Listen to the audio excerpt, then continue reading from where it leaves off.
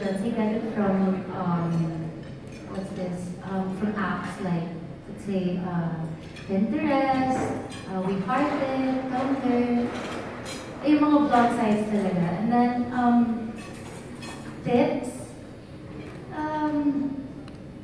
Well, before kasi I used to do color coordinating.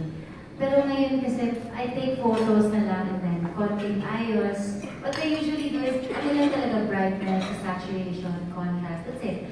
I adjust it lang. Wala namang specific na filter.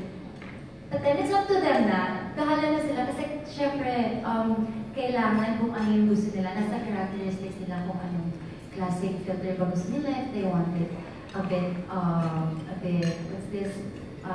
Desaturated, kung gusto nila bright, or kung gusto nila super colorful, it's up to them. But then, I guess, color coordination. Kasi yung kung gusto nila yung super curated talaga.